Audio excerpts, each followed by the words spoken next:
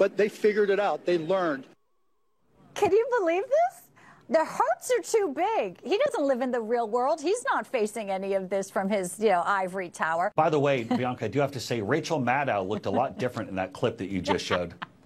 Yeah, that and maybe Rosie O'Donnell or Keith Olbermann. They all get the same glasses. I'm not sure who their optician is.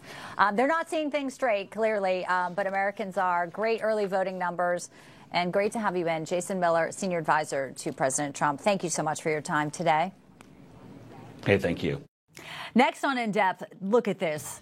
Latino leaders praying over Donald Trump as they put their support fully behind him. I was joined by the guest sitting right next to Donald Trump there during this powerful moment of prayer. A former gang member who turned to Christ after being shot and left paralyzed. His story when In Depth continues. Hi, folks. We're back. If you've been injured in an accident that's not your fault and you don't have an attorney, listen up. We have legal professionals standing by to answer your questions and tell you what your case is potentially worth. Pick up the phone, call now. Our regular programming will continue in just a minute. Right now, enjoy this American moment.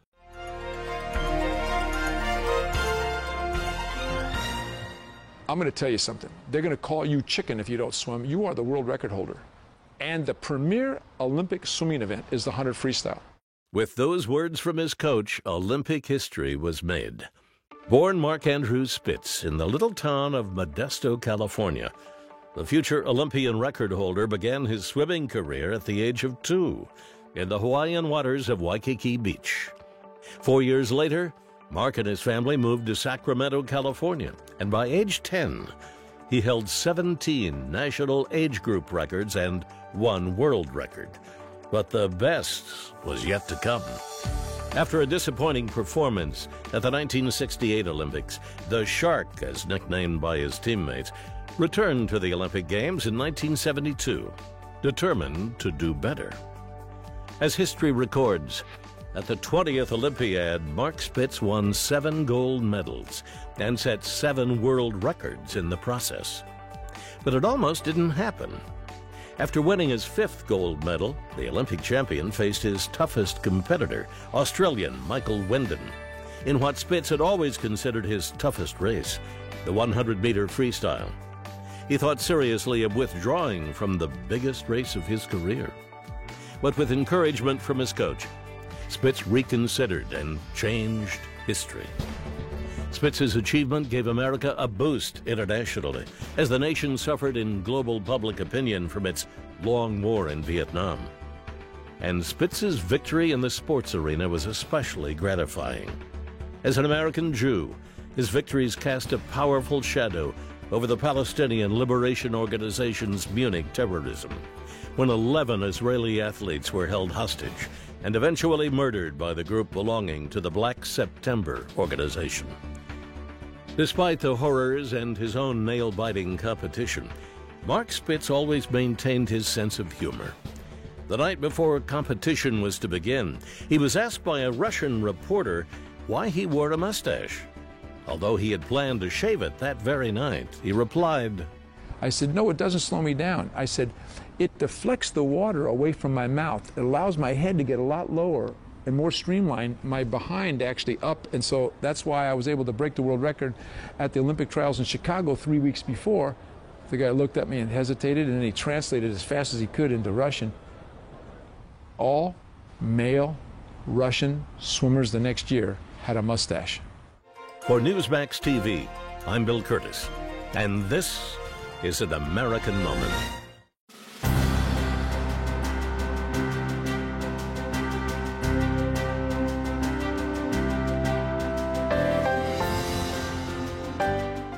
We welcome change and openness, for we believe that freedom and security go together.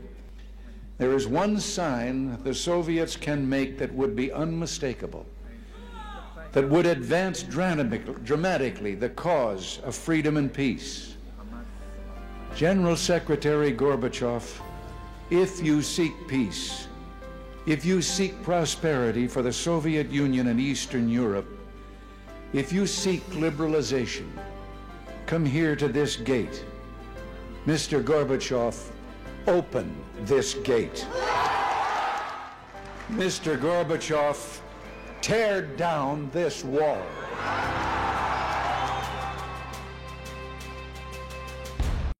You served your country with honor. Now get the benefits you've rightfully earned. Paul R. Lawrence has written the book every veteran should own, Veterans Benefits for You. This step-by-step guide breaks down what you need to know, from financial compensation and disabilities to information for dependents and parents. This book is a must-read for all servicemen and women. Get your free copy today with our special offer. Call the number on your screen or go online to order.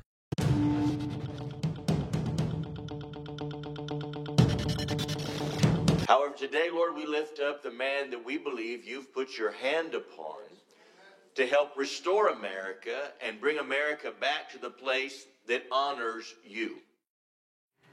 A beautiful moment. The power of prayer on full display. Latino leaders praying over former President Donald Trump while a roundtable was held at his club in Doral, Florida. I spoke to the man sitting right next to Trump, Jesse Holgen, and here's what he told me about that day and that meeting. Jesse, when I saw you sitting right there next to Donald Trump yesterday in this moment of prayer, but also this moment in time where Americans are hurting, and as someone who's a former Democrat, understands the gravity of this perhaps more than others. Tell us what that felt like and what the spirit was there yesterday. It was such a blessing, and it was such amazing. Like I said, it shows the difference between the Democrats and the Republicans. We see that Kamala said that they were at the wrong rally to be at her event, but at Trump's rally, that he embraces people of faith, because Latinos have a love for God. We have a love for Christ, and our faith is big to us. We're either Catholic or Christian. So it was just a blessed time, a blessed moment that he was right there praying for us. But even just to have us all there, hearing the concerns of the Latino community, the Latino leaders, it shows a lot about Trump. That's why we're frankly tired of this racist lie of them trying to push this narrative that Trump hates Latino. Even like you said, even having me there sitting at the table next to Trump, an ex-gang member from La Puente, California, Chicano, sitting at the table with Trump, that just shows how great Trump is. And we're tired of this racist lie. We're done with it now. This should prove that Trump cares about Latinos. Yeah, clearly. My family came here. My dad was born in Mexico, but they went through the process. A lot of people are saying, the deportations, that means you're anti-immigrant. As someone who's a Latino, describe that when you hear the radical left trying to say that to justify their open borders, when there's hundreds of thousands of missing children, there's drugs, there's terrorists pouring through. What do you say when they say, well, he's anti-immigrant if you want to deport people? Latinos, we're not for these open borders. We're for legal immigration. America lets in the most immigrants than any country in the world already. We've let over 1 million in already legally. We just want them to come legally. But then they try to also put the narrative that it's only Latinos that are coming over illegally across the border. There's people from China, Africa, Saudi Arabia, all across the world that are coming. It's not just Latinos. We can't have this, especially in the age of terrorism. We don't know what terrorism is coming across. Plus, the Democrats, they never want to talk about the rapes, the human trafficking, the fentanyl, all that stuff coming across. The Democrats never want to talk about none of that stuff, and it's sad, actually.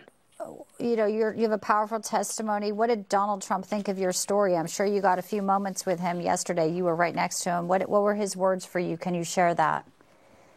He said, I look great. That was the best thing. Now, he remembered me from the other time I was there. Like I shared the story the first time when I had met him. He was telling people, because they were pushing on my wheelchair and they were moving me, and Trump was yelling at the people, telling him, stop pushing him, because they were all trying to get close to Trump and all that. But he just shows he's a great personality. People that don't know him, I know the fake media tries to vilify Trump and like whatever, but he's so down to earth. He's actually really funny. He's really funny, really cool to be around. Anybody that be around him, he's like the life of the party. Well, these are the stories that, you're right, the legacy media doesn't want to tell because it dispels their narrative that they're so trying hard now in the last 13 days to pull the wool over people's eyes. But we have folks like you, Jesse. Thanks for coming on today. I know you flew back from Florida back to California, so appreciate you getting up early to share this story. It's an important one, and so is your testimony. Amen. Thank you, sister. Thank you for having me. That does it for this edition of Newsmax In Depth. And from all of us here at Newsmax Television, we wish you a wonderful weekend as always. I hope to see you for Newsline starting noon Eastern on Monday. Have a peaceful day. Tonight on Huckabee, author Miranda Devine, cooking with Stacey Lynn Harris, comedian Rick Roberts, and music from Danny Gokey.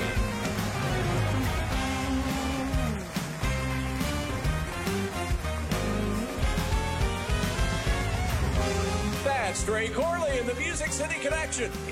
And I'm your announcer, Keith Bilbrey. And now, here's Mike Huckabee.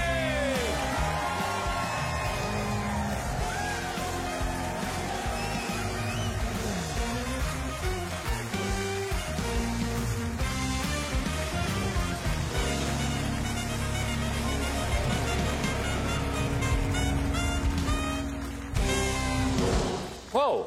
Hey, folks, did you know that this coming Tuesday I will be the MC for a town hall in Philadelphia with President Trump? Really looking forward to that. Gonna be fun. Now, as you know, Pennsylvania is one of the key battleground states, and the winner of that one state may well determine the outcome of the entire election. Now, I get asked, several times a day, how do I think it's going to turn out? Well, my honest answer is that if the election is straight up, honest, and there aren't any issues of phony mail-in ballots, illegal immigrants being allowed to vote, and if we have complete election integrity, I honestly believe President Trump will win in what may be the biggest electoral college landslide since 1984.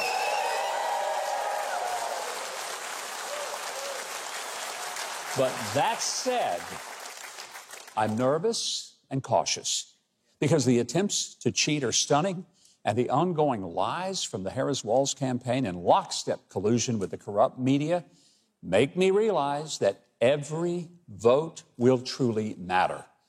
Now, I don't care how long the lines are to vote. I would say to you, go vote. Frankly, I'd rather stand in line to vote than elect people whose policies will cause me to stand in line just to buy a loaf of bread someday. So stand in line and go vote. Don't mess this up. I can tell you from my political experience that last-minute, late-date lies are legendary in desperate campaigns. But it's always a telltale sign that a campaign sees that it's losing and resorts to last-ditch lies to try and sway gullible voters who might not even realize they're being played for chumps. If some so-called bombshell story breaks just before an election, I'd caution, be slow to give it any credibility, especially if the source is anonymous or clearly biased. Take, for example, the story this past week in The Atlantic by a Trump-hating writer who says that Trump liked Hitler. On its face, that's absurd. But if Trump really likes Hitler, or as some Democrats claim, he is Hitler, then here's a question. Why is it that a number of Democrats are clinging to their Senate or House seats by running ads tying themselves to Trump? Yeah, Democrats trying to pretend that, hey, I'll be supportive of some of Trump's policies. So does that mean they like Hitler too? Do these Democrats like Bob Casey from Pennsylvania or John Tester in Montana who see Trump winning in their states, do they really want to side with Hitler?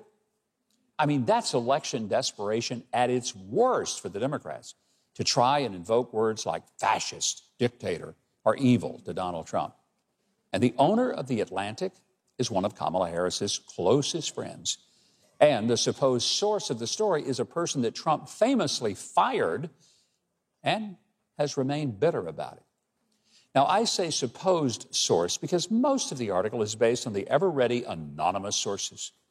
Yet numerous people who are actually in the White House with Trump, including, by the way, my own daughter, dispute that he ever said disparaging words about the military And in fact, he had nothing but the highest respect for them, not only in public, but private settings.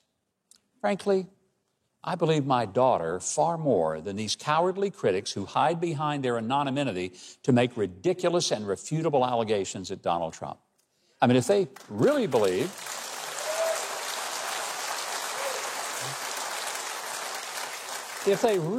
that Trump was so evil, why did they wait until 14 days before the election to suddenly recall these things? I mean, it just doesn't pass the smell test. It just smells. And remember that supposed joy that Kamala Harris spoke of, and which was touted by the joyless ladies on The View or by Oprah?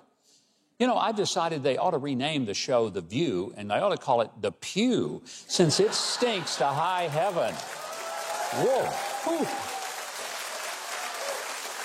I mean, a chorus of angry, irrational, and crazed women who are the personification of the phrase, hell hath no fury like that of a woman scorned. It is a table of foul and furious females who come across like a circle of ex-wives spewing their bile of their lives and demonstrating quite effectively why they are indeed someone's ex-wife. That's what they come across. Let's face it, if you're watching the Harris campaign, the joy is gone. It's been replaced by rage and random tirades. While Donald Trump has fun taking a shift at McDonald's or hanging out at the Bronx barbershop, Kamala is telling a couple of young men who shout that Jesus is Lord that they're at the wrong rally. Indeed they were. Hey, let's be real. Kamala claims she once worked at McDonald's. Fine. If so, that would be the only private sector job she ever had. Only one.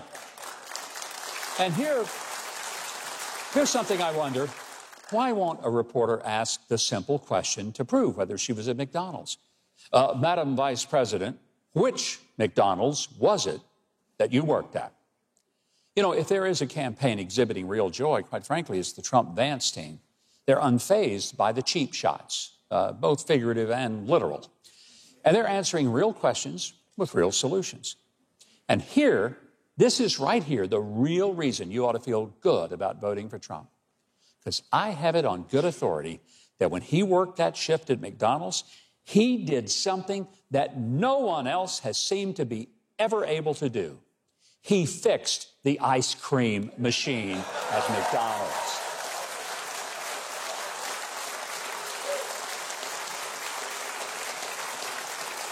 Well, I've spoken a lot about the importance of voting in this year's election. And as we head into the final days of the presidential campaign, here is yet another reminder for you to get out and vote. Take a look. I am calling on all of my Christian friends out there to vote. You cannot sit this vote out. It's too critical. Your family, your religious freedom, it's all on the line. Plan to vote.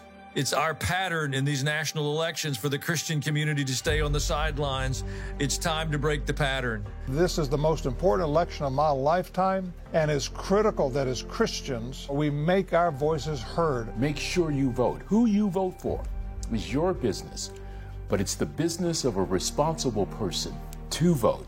The right to vote is a tremendous privilege paid for by the blood and sacrifice of generations of brave men and women who've served in our armed forces. So let's honor them and the Lord and get out to vote on November 5th. Let's try to get the right people in the right positions of authority to lead our country. Miranda Devine is an intrepid investigator and esteemed opinionator at the New York Post. She's here to talk about all things 2024, and also we're going to talk about her fabulous new book that you need to get. It's called The Big Guy, How a President and His Son Sold Out America. Wonder who in the world would that be about? Well, we'll find out tonight. Would you please give a big welcome to Miranda Devine. Great to have you here, Miranda. Thank you very much, Governor. I always enjoy watching your commentaries on television. But it was 4 years ago this very month that you broke the story about Hunter Biden's laptop. And you were so appreciated for that. And people, particularly in the world of journalism, thanked you and gave you many awards for that. Yeah, right. Actually, what they did, they shut you and the entire New York Post down, wouldn't let this story appear on social media sites, censored it everywhere. The government took an active role in trying to get it censored. And then, with all of that going on, you got banned from Facebook and were told you couldn't say those things. But 51 former intelligence agencies said that it was all a Russian hoax. I want to go back to 4 years ago. Were you stunned that your own government was lying so, just viciously about the story? Look, Governor Huckabee, we didn't really know as much as we know today about the government's role and the role of the CIA and the FBI, the Department of State and so on in censoring our story and lying about it, saying that the laptop, Hunter Biden's abandoned laptop, and therefore our stories were Russian disinformation. At the time, we just thought, well, Facebook and Twitter are woke. They don't want Donald Trump to win the election. They prefer Joe Biden. That's why they've basically cancelled us and locked our account for 2 weeks until just a few days before the election. What we found afterwards through the Twitter files and through various whistleblowers is that it was the FBI that coerced Twitter and Facebook to censor our story. And they had pre-bunked our story for weeks ahead of, before we had even published. They'd gone and had these meetings with big tech, and they had told them to look out in October for a Russian hack and leak operation, likely about Hunter Biden. And so, of course, when Twitter and Facebook saw our stories, they immediately recognised them as the vile Russian disinformation that FBI had been warning them about for weeks. And it was a simple decision, I guess, for them to cancel, but the FBI knew better. They'd had the laptop for 10 months. They knew it wasn't Russian disinformation. I'm sure they apologized to you later on and said how sorry they were that they accused you of something like that. Of course not.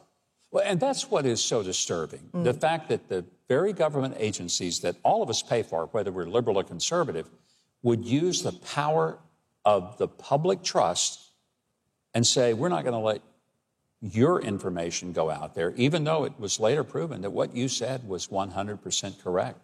Absolutely. And, you know, the FBI knew that it was correct. They had already vetted the laptop. They'd found that it was fit to be used in a court of law, which it later was, that it had not been tampered with. They had been spying on President Trump's personal lawyer, Rudy Giuliani, for months. So they would have known that he had in his possession the laptop, and they would have known that the New York Post was about to publish. So that was an op to make sure that derogatory information about Joe Biden did not see the light of day. And then even worse than that, you mentioned the letter from the 50... And gentlemen, please welcome the next president of the United States, President Donald J. Trump. And I'm proud to be an American, where at least I know I'm free. And I won't forget the men who died, who gave that right to me. And I gladly stand up next to you and defend her still today. 'Cause there ain't no doubt I love this land. God bless the USA.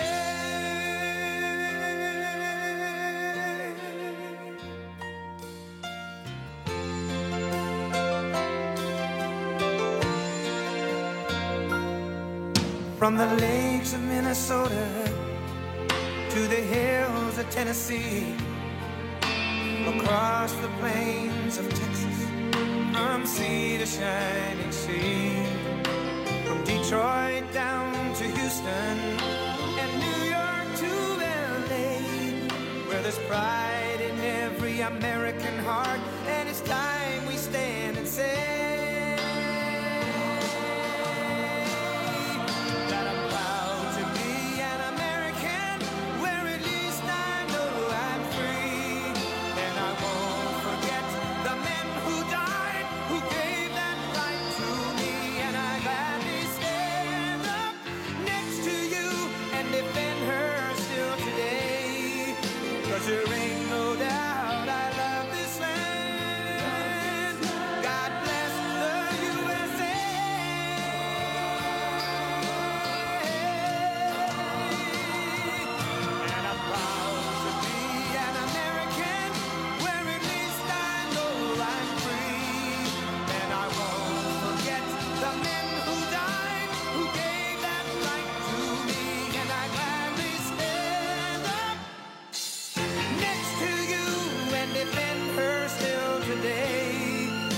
There ain't no doubt I love this land.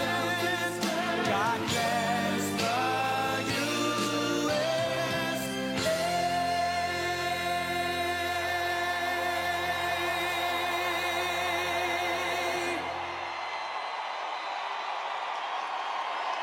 Thank you, thank you.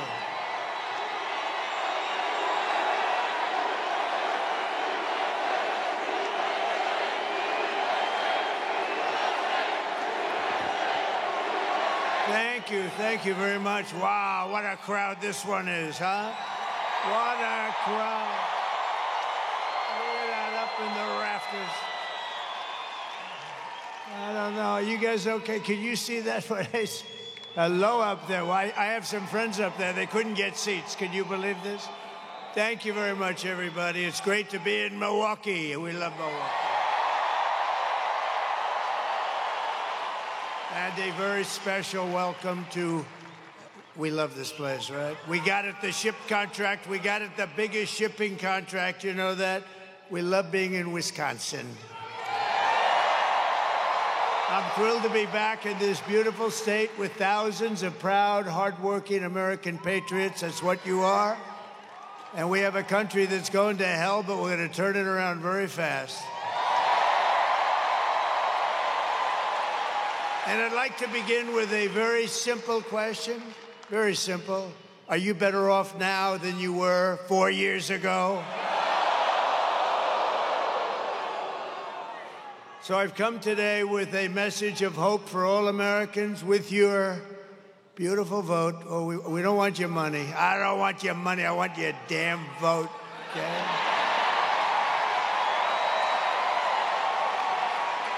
We want that vote. I will end inflation. I will stop the criminal invasion of our country, the biggest problem we have right now.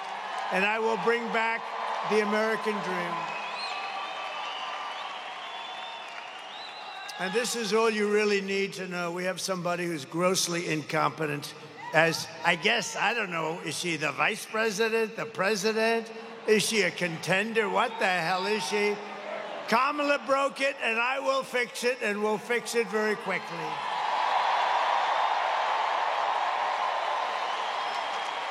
And America will be bigger, better, bolder, richer, safer, and stronger than ever before. It's going to be. You watch. This is going to be so much fun. That's the good thing about that little slippage that they had, that little, you know, because it showed how bad they are. It showed how bad they are. And there's never been spirit like we had. There's never been any race that we've ever had in the history of this country that's had this kind of spirit. So I just want to thank everyone.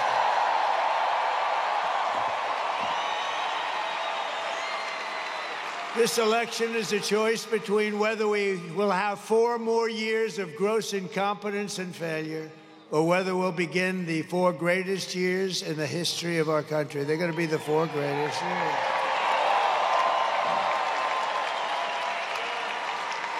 And I'm asking you to, it's very hard for you to do this, to be honest with you, because you look at what's happened to our country and how the hell can you do this? But I'm asking you anyway to be excited about the future of our country again. Just be excited.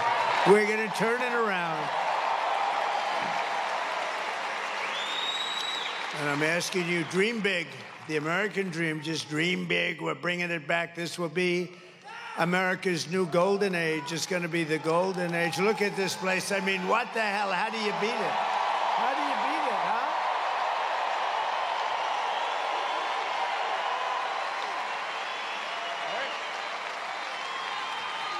How's Eric doing? I think very well.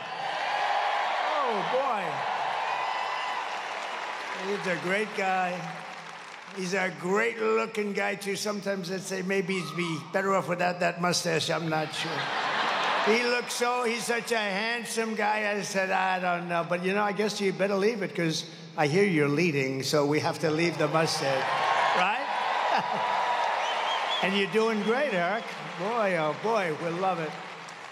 We love it. We love this whole place. We had a little event here, you know. recently. You know that, right? That was the convention. We had the convention. I had a little patch on my ear, excuse me. Little patch. I said, I don't know. I was a little embarrassed walking out with a patch. But there's nothing you can do about some things, right? Every problem facing us can be solved, but now the fate of our nation is in your hands. It really is. We win this state, we win the whole thing. You know that?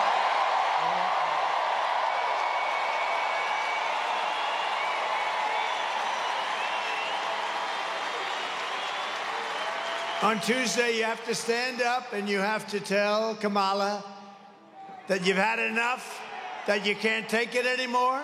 She's been the worst vice president in the history of our country.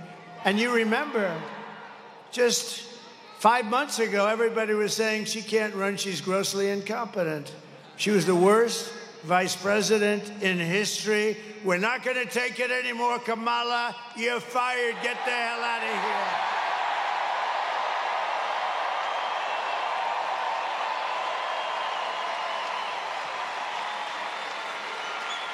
So today was the last day for in-person early voting for most of Wisconsin. There's a little tiny section, but I'm not going to get into the detail.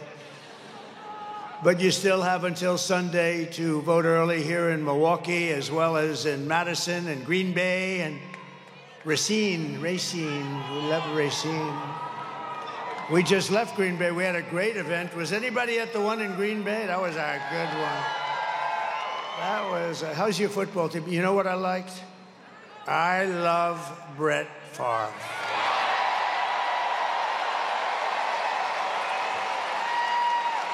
And we got a call from Brett, and you have to, I mean, he's a great guy, and boy, what a player. And I shook his hand. I said, man, that's the biggest hand I've ever seen. His fingers were like sausages. That's why he could throw a ball 80 yards, right? No, he was great, but he never did it before. It's such an honor because he never did it before.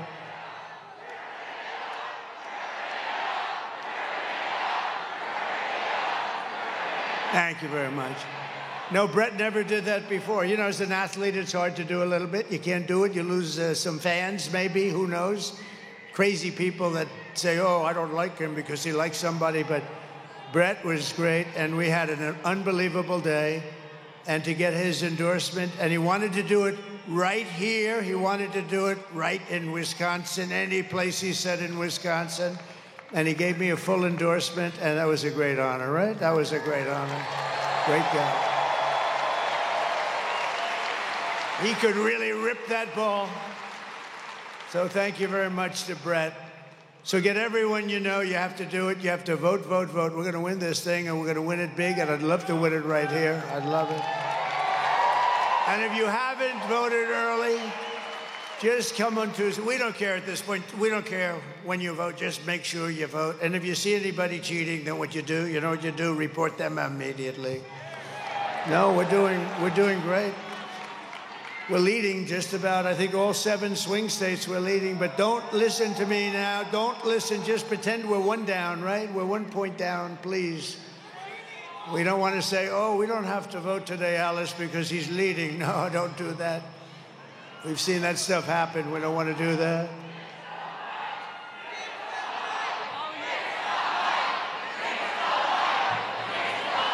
Oh, the mic. Yeah, I think the mic stinks. I think it stinks.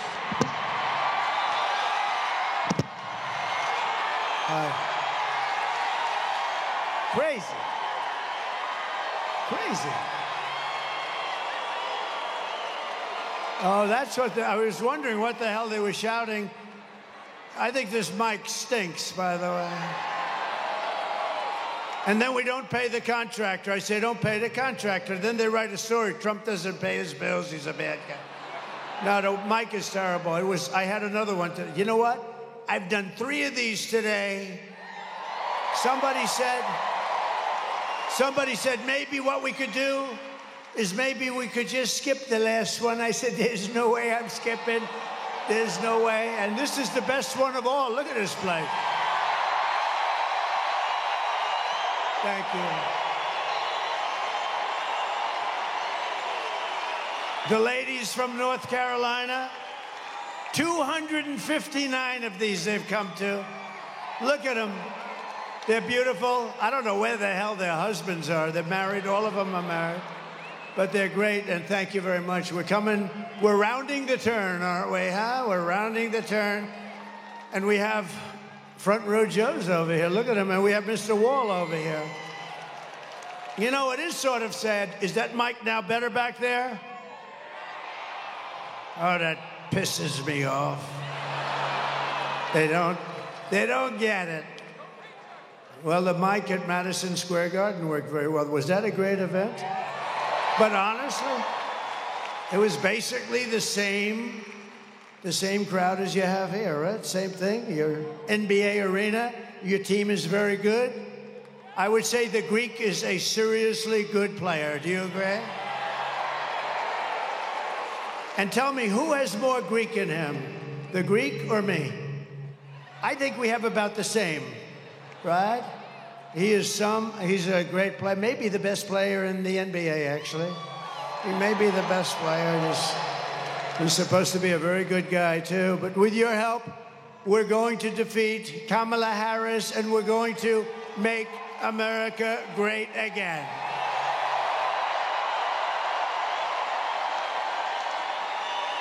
Thank you very much. Thank you. So in breaking news, the economy created a pitiful, you won't even believe this, the economy stinks. What timing? What timing? 4 days before the election, they have among the worst numbers ever in history. Nobody's ever heard. They did 12,000 jobs. Normally you're 250, 300,000, 400,000. They did 12.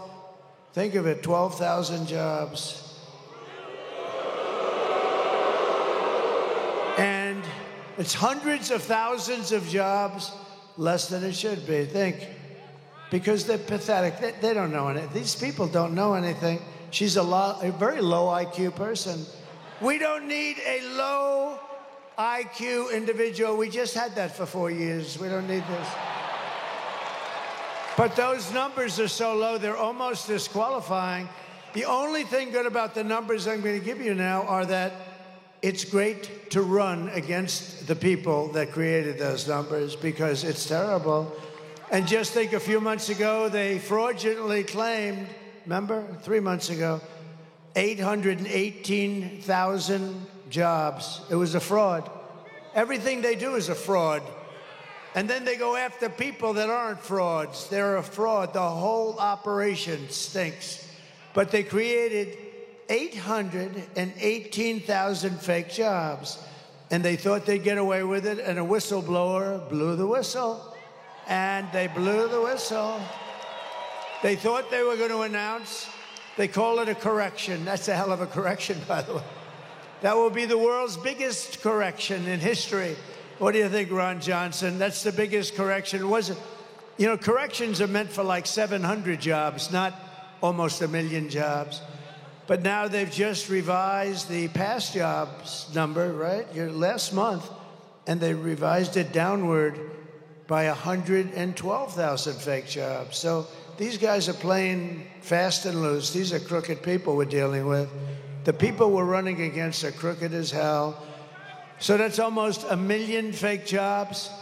And I think it's something that Congress ought to look into, really. They ought to look into. Who the hell ever heard of these numbers? And they wanted to revise them after the election. Could you imagine if you lost the election and then 2 days later, we've revised the numbers downward, 1 million jobs?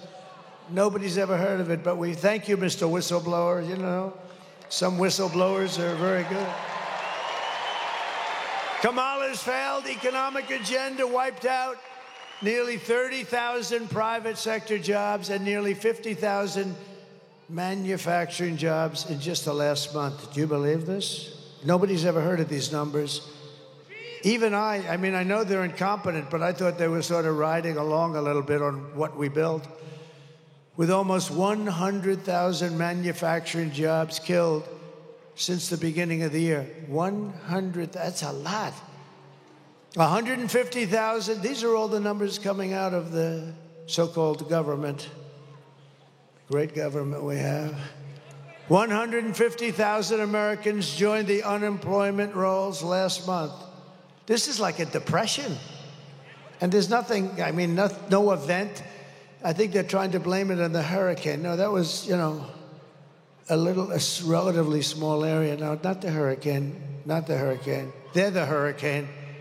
And nearly 250,000 people dropped out of the labor force, which is almost unheard of.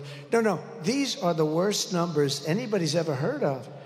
The data shows that 100%, listen to this part, of all new jobs, net job gains in the past year have gone to illegal migrants.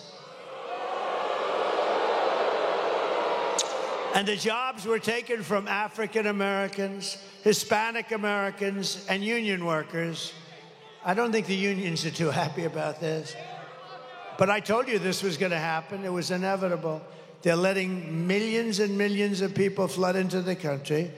And the African American population, if you see these numbers now, they're going to release them. But I think maybe, Ron, you should try and get them early because they're really bad. They have taken so many jobs away from African Americans, less from Hispanic, but that's going to catch up. But the African American job picture is unbelievable. And we had it going so good, but they've come in illegally and they've taken the jobs, and people that have had jobs for 20 years and good jobs, and they raised a family, they had a little house and everything nice, and they've now lost their job to illegal migrants that have poured in through the open border policy of that stupid person.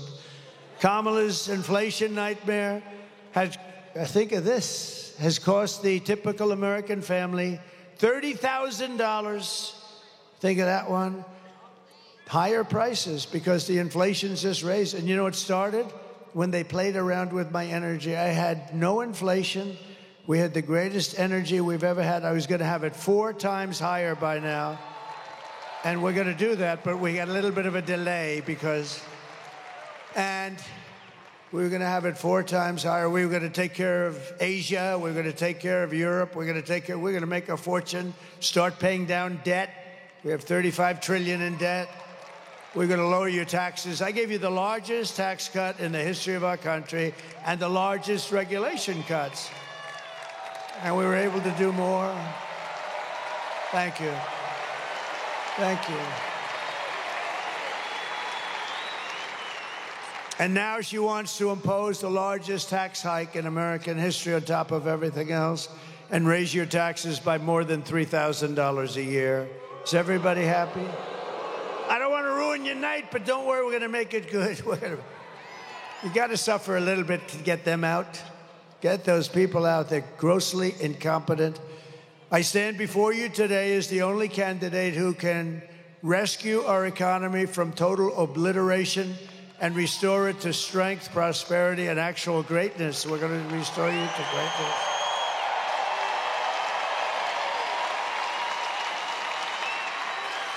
As the just-released numbers plainly indicate, the economy is now a disaster. And are you listening to this, press? They're the most dishonest human beings. Are you listening to this?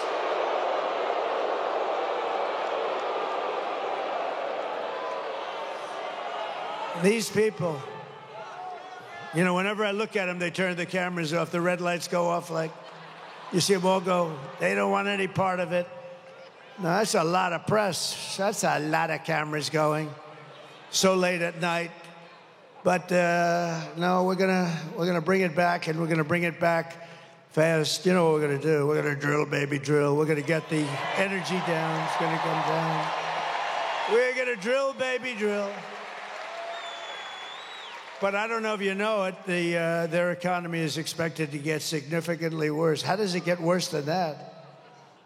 It's really bad. Top Wall Street analysts, like Scott Bessent, who's one of the most brilliant guys on Wall Street, he said that the only reason the stock market is up is because everyone thinks Trump is going to win the presidency. That's pretty good.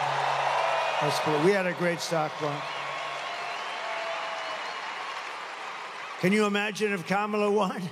You would go down to a 1929-style depression. I believe that, too. No, that'd crush your incomes and kill millions of jobs and wipe out your savings. We're not going to let that happen. You got to get out and vote. Just got to get out. I don't like to say, you know, it's when I win. No, I sort of say, should I say when or if? You know, I know, but it sounds a little braggadocio, right? All right, when I win, you are 4 days away from the best jobs, the biggest paychecks, and the brightest economic future the world has ever seen.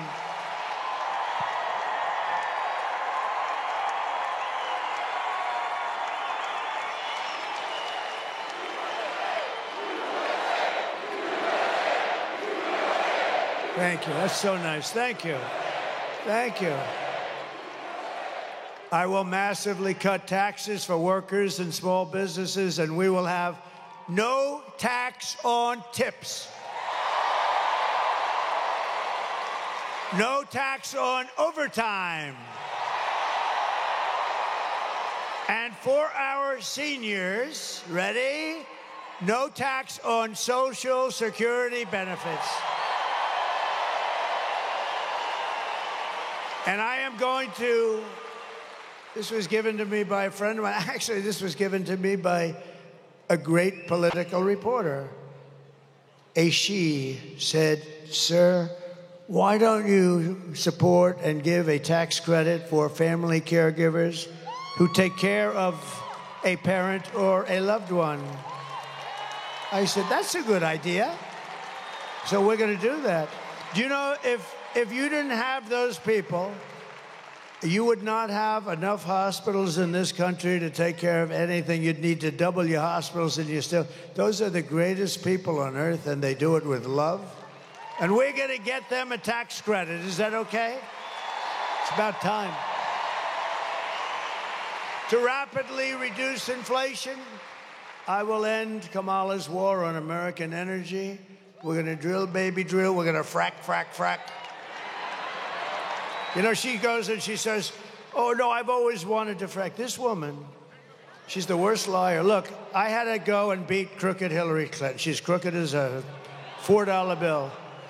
You know, I've never held a microphone up so long in my damn life. It's like I'm weightlifting. Sucker's heavy. But she's crooked as hell, right? Crooked Hillary, but she was less like, she didn't lie this way. This woman, Trump is going to do, he's going to terminate your Social Security in his first week in office. No, no, no. I'm the one that's going to keep it going. No increases in age. He's going to ruin Medicare. He's going to do that. I see her today. She's at a news conference. First of all, she's exhausted. She looks like, no, she's exhausted, right? Man. And you know what? I've gone 62 days, no days off. I've done so many. I've done so many.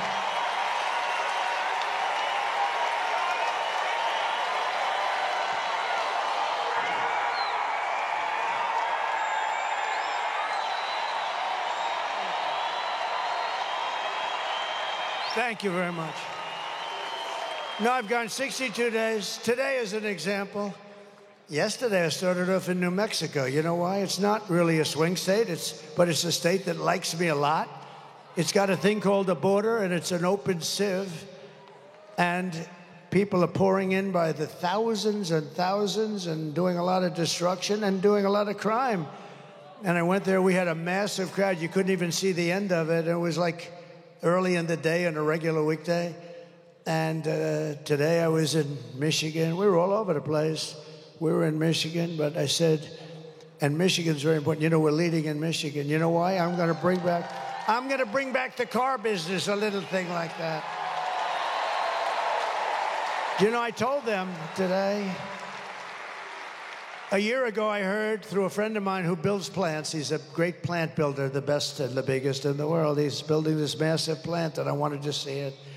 I said, I want to see the plant you're building. He goes, well, it's not in the U.S. I said, then I don't want to see it. I'm not interested. I have no interest.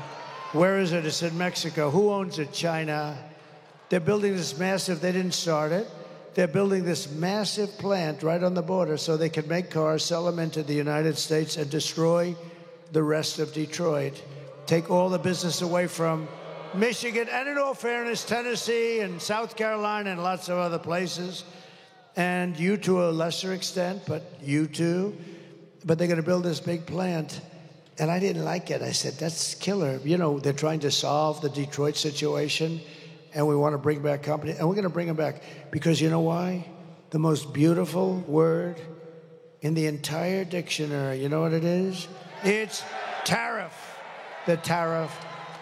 You're going to become so rich with the word tariff. You're going to become rich as hell. You're not going to know what to do with the money. I'm telling you, you're going to become very rich with the word tariff.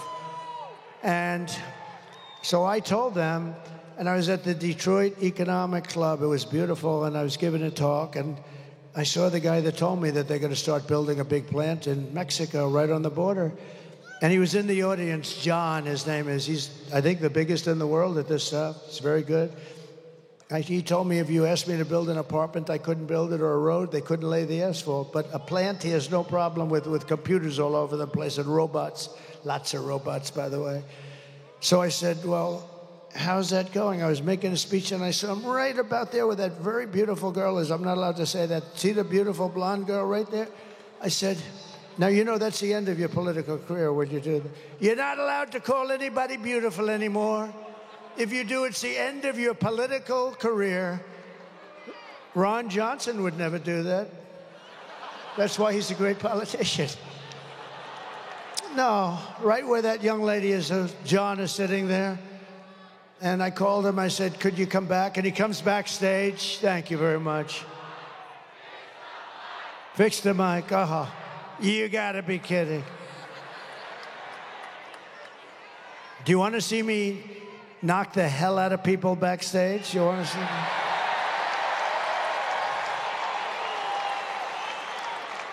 I don't mind if they want to come up a little forward or something, but it's a pretty stupid situation, but that's okay. I get so angry, I'm up here seething. I'm seething, I'm working my ass off with this stupid mic. I'm blowing out my left arm, now I'm going to blow out my right arm, and I'm blowing out my damn throat, too, because these stupid people. I'll make you a deal. Pretend you're listening to it perfectly, and I'll come back and do another one, okay? With a decent... It's so stupid. And you know, the only thing I asked for, I don't care about lighting. I don't care about teleprompters because I never read the damn things anyway. By the way, isn't it nice to have a president that doesn't need a frickin' teleprompter?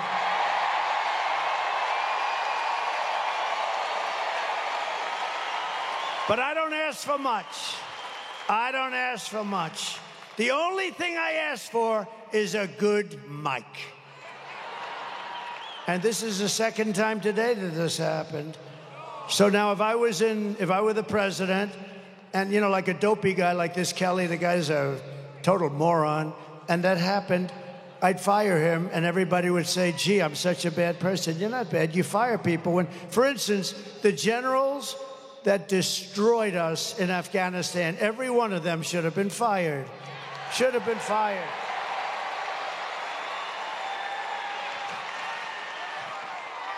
Hello? Hello? I don't think so. Hello? Is that better? Is that better? That's terrible. Is that better back there? Is that yes or no? What crap. The only thing I ask for is a mic. You don't have to give me, I don't even need a stage. I don't give a damn. Give me a good mic. And I went through 2 of these today. And it knocks the hell out of your throat. But so far I'm doing okay, right? Okay. Is that better? Yeah.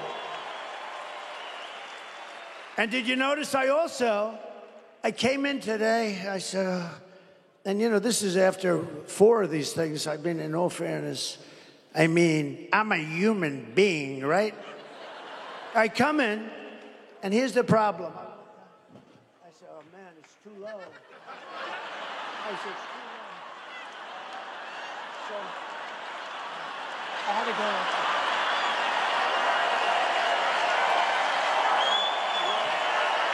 go. Way too low. Way too low. So I walk in, I said, shit, there's nothing worse than I walk in like this, and I'm, did you notice? I was bending over like this, hello. And then everybody says, is there something wrong with his back? What the hell is wrong with that guy? They're saying he's cognitively impaired and physically impaired. There's something wrong with them all because I have guys that are stupid back there. All right, what are you going to do? What are you going to do, right? What a shame. But we're going to come back. I'm going to give you a free performance back in that corner. You got a bad area back there. But I think this is better. I think it's probably better. But what we're doing is we're going to cut your price of energy in half in 12 months. Because we have more liquid gold under our feet than Russia, than Saudi Arabia, than anybody. Oh, that sounds much better. Does that sound better? Oh, that's good. Now I don't have to come back. But we're going to cut it because we have all this beautiful liquid gold, and we're going to cut it, and it's going to drive everything down. It's going to be, you're going to get, okay, ready? January 20th. First of all, you're going to vote. November 5th, you're going on Tuesday. That's number one, because we got to get that. I don't like talking about, like people are coming up to me, my staff over here, who are great. Sir, I'd like to recommend some people. I said, I don't want to talk about any people. First, I want to win, right? We don't want to talk about people. Don't tell me about people. Everybody wants a job. Remember, there was a moment where they were saying, oh, nobody wants to work for Trump. He's too difficult. He said, let me tell you a little secret. They die to work for us. You know why? Because they all want to be this glamour deal. They want to be in this beautiful administration. They want to be secretaries. No, they say, sir, nobody wants to work for you. Nobody wants to be Secretary of State and be known famous for the rest of your life. Nobody wants to be Secretary of the Treasury. Nobody. These people are nuts. It's these people right there. They don't want to work for Trump. They don't want to because he's difficult. You know why I'm difficult? Because I want perfection for our country. That's the only reason I'm difficult.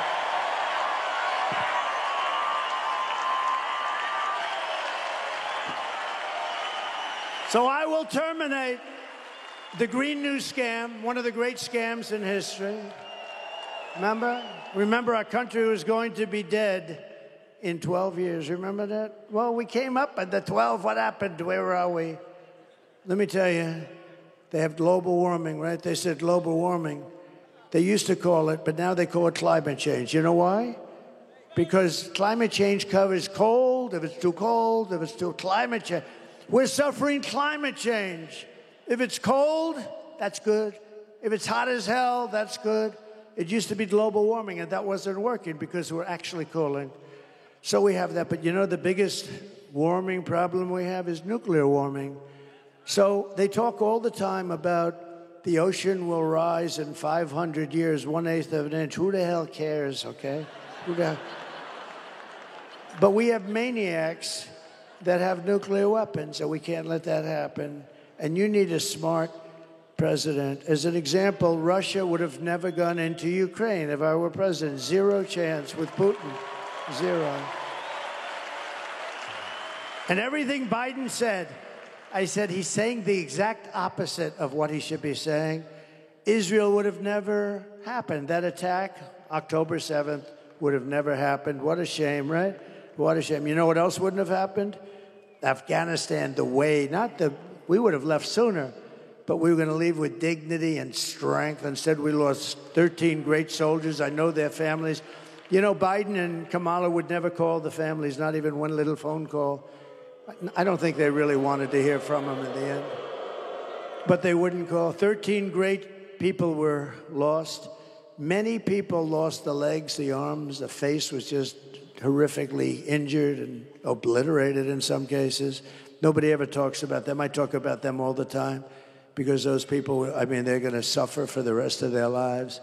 It's so sad. What happened at Afghanistan, and because of that, by the way, Putin looked, he said, oh, the U.S. is a paper tiger. I guess I can finally go into Ukraine because it's the apple of his eye. Always was. He told me, No, I love it. I mean, he loved it, right? He loved it. He wanted it, but he would have never done it with me. Zero chance, zero chance.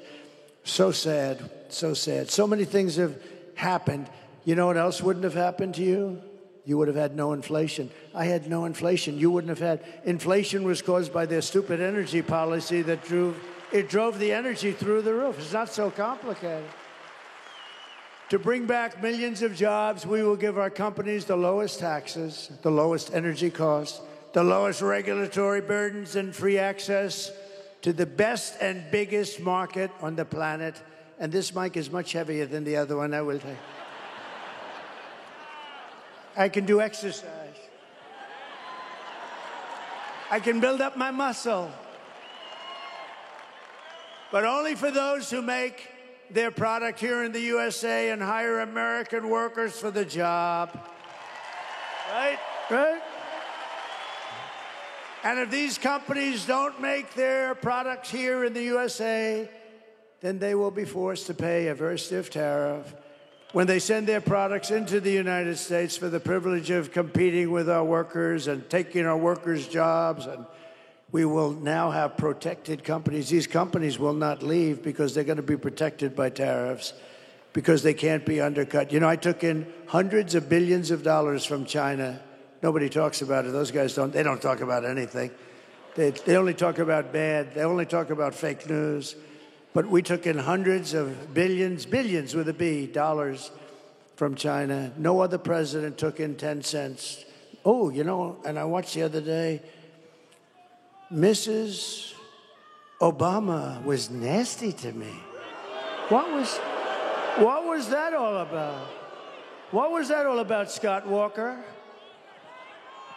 Nasty. Oh, look, it's Tommy Thompson. Holy mackerel. It's Tommy. Is that Tommy Thompson or am I? Stand up, Tommy. Stand up, Scott.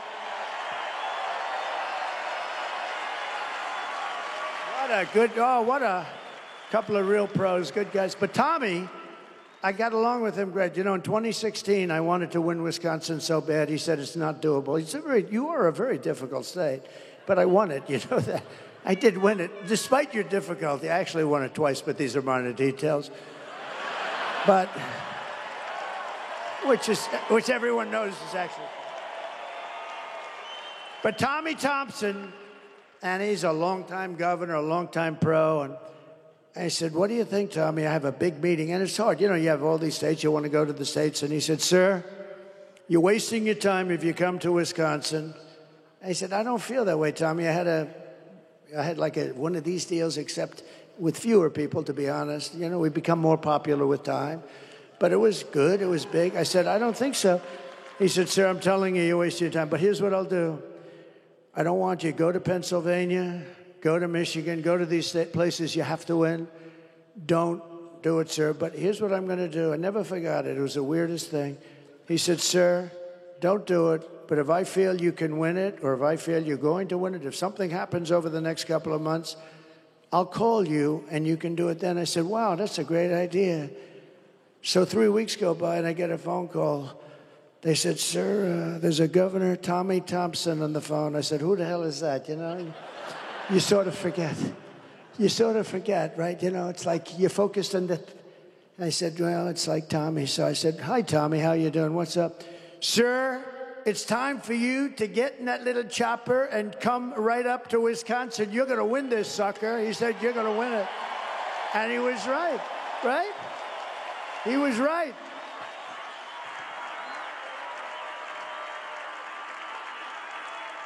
He was right. I got in that chopper. I was up here so fast they couldn't believe you could travel that fast. No, and we won. We had a great victory. And I will say this, we're much more popular. This is a much bigger movement. You know, Make America Great Again, MAGA, it's the greatest movement by far in the history of our country. It's amazing.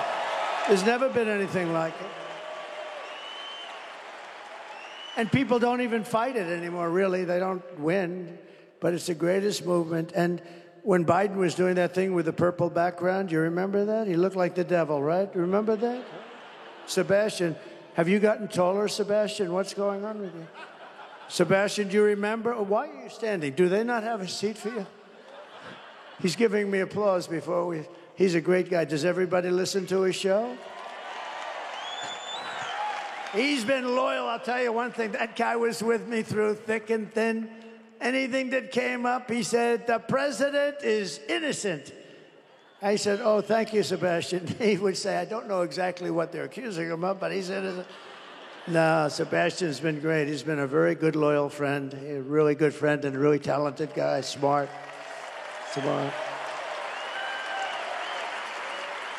But we are now more popular. This is the weave, you know, a little weave, right?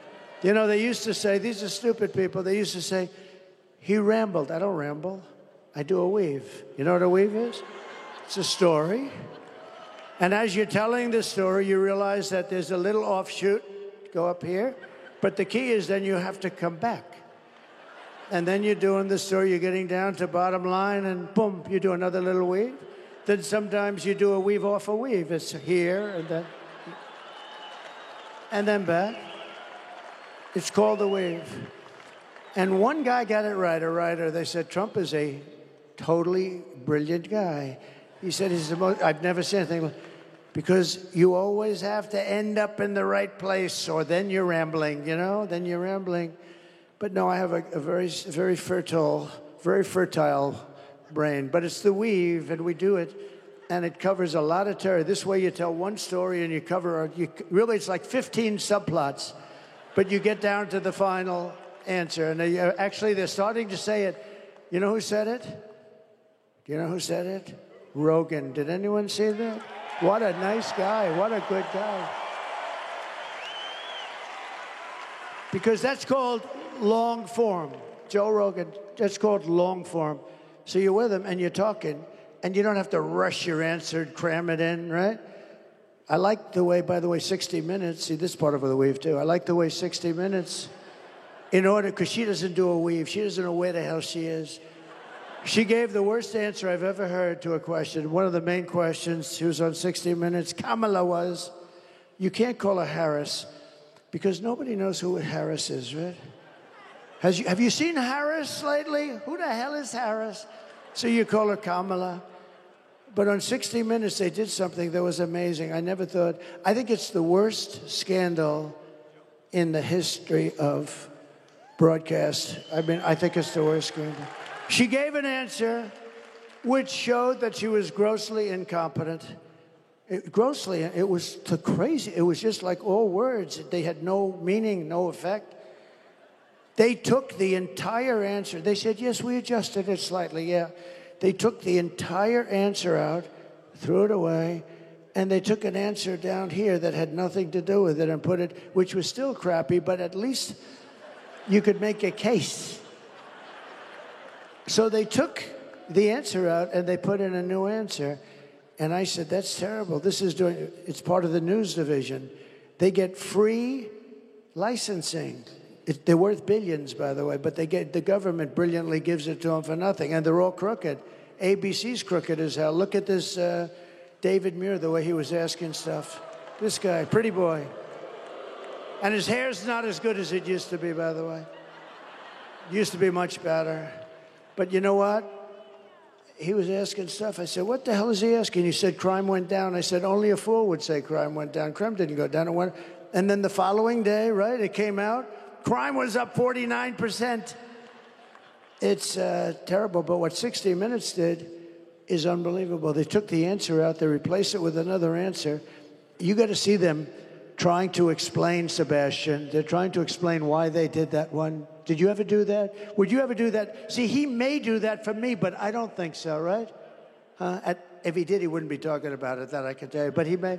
I don't want people to do that. You know what they do? They take mine. Mine is a beautiful, beautiful answer. But here's what they do. They cut out part of the weave, and then it doesn't sound so good anymore. But what 60 Minutes did, and CBS, I think the license should be taken away from CBS. And I think that 60 Minutes should be forced to either close or take a very extended stay. And I'll tell you what, if a conservative broadcaster ever did what they did, it would be the end of their lives. Everybody would be in jail. Everybody would be in jail. What they did. And so in honor of you, we sued them yesterday for a lot of money.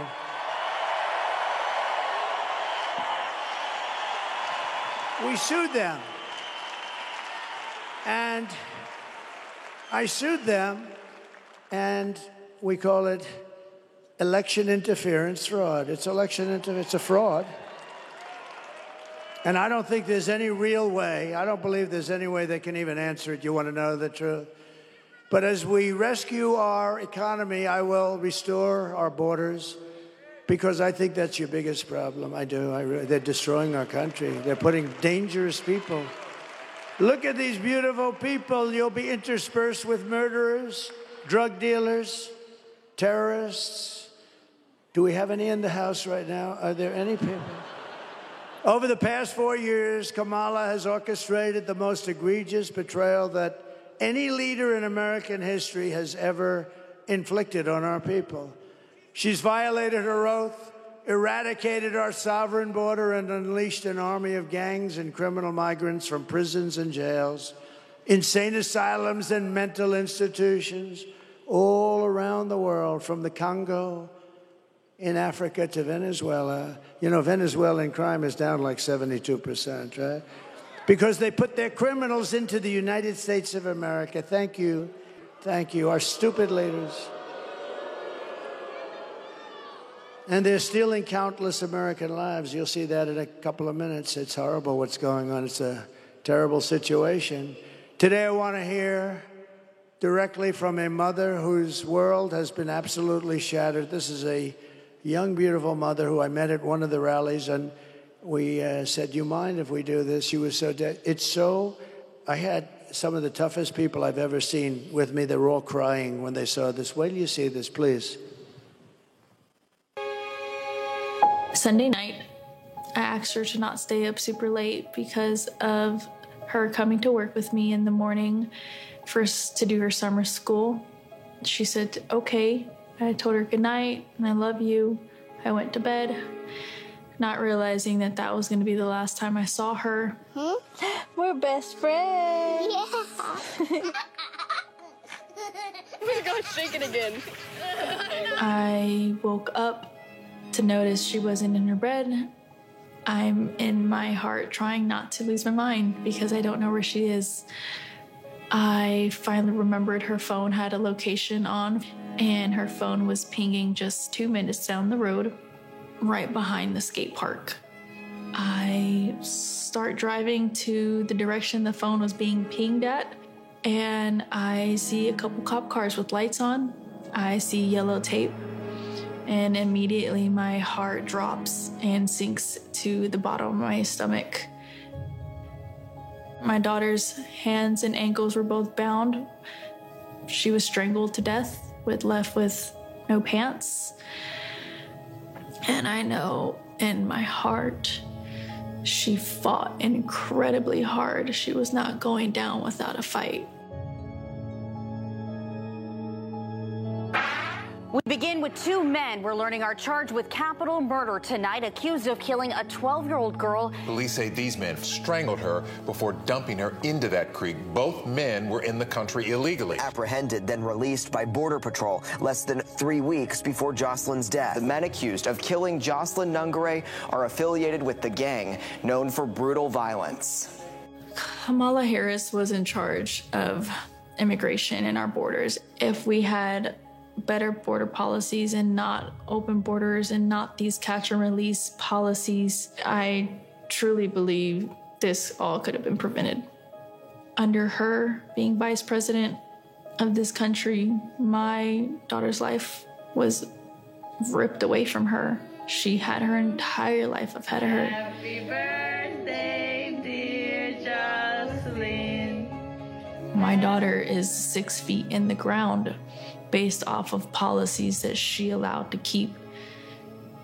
Kamala Harris did have one job, and she not only failed, not me, she failed my daughter, she failed Jocelyn.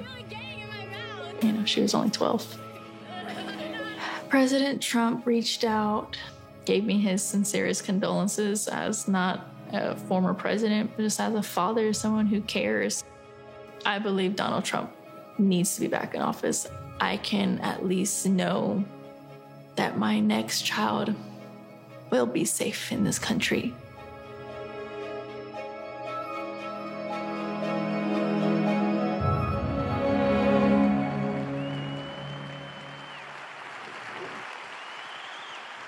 This is what we're letting into our country. This is what we're letting in.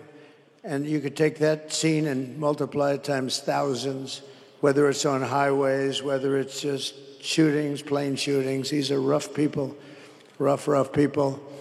And we can't take it. And it's the worst thing that's happening to our country. I think it's the worst thing that's happened to our country in decades. Nobody's ever even imagined a thing where other countries will take their prisons and open them and drop everybody, thousands of their prisoners. You know what they saved by doing that? And I know most of the heads of these countries. It's like they can't believe they got away with it. And as soon as I heard we were going to have open borders, I said, I know immediately that that's what's going to be done. They're opening their jails and their prisons and their mental institutions, and they're becoming empty. Some are already empty. But all over the world, all over the world. This isn't just in South America. It's not just Guatemala, Mexico, Honduras. You know, you think in terms of a little close. These are all over the world. Big in the Congo, big. They're sending them over big. Tough. They're tough, and they're mean, The day I take the oath of office, the migrant invasion ends and the restoration of our country begins.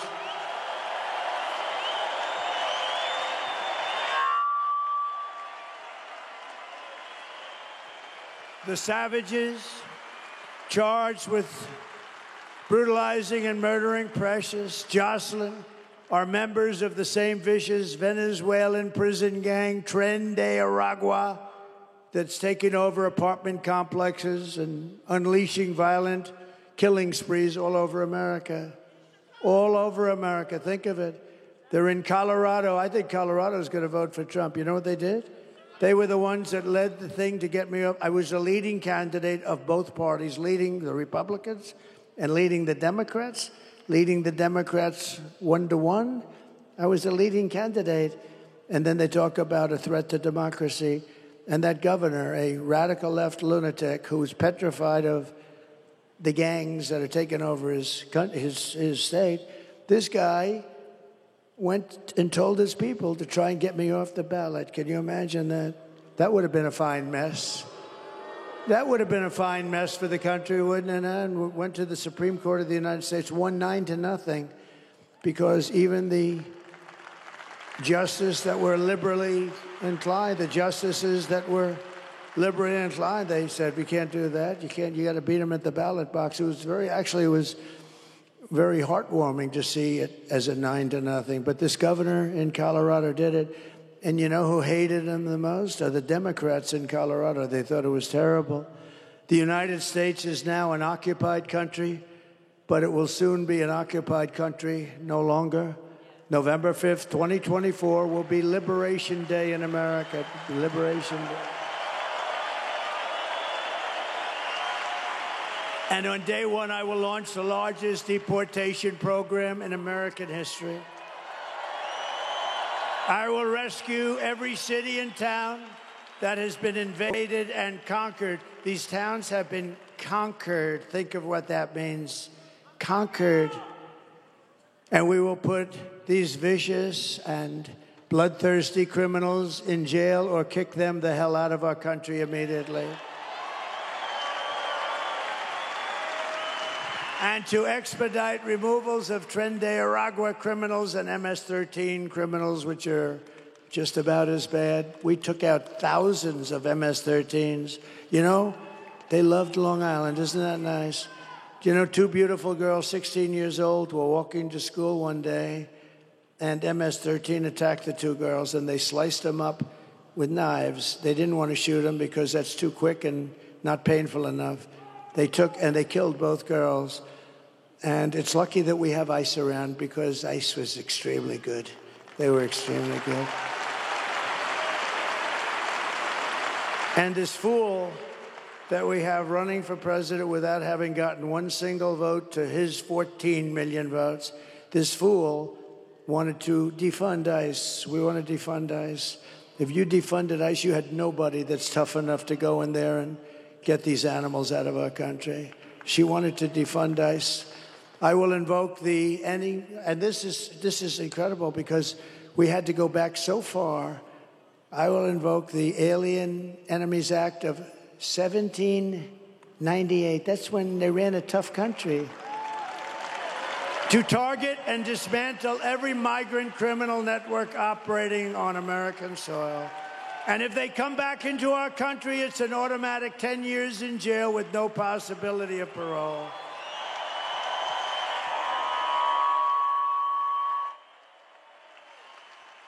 And I am hereby calling for the death penalty for any migrant that kills an American citizen or a law enforcement officer.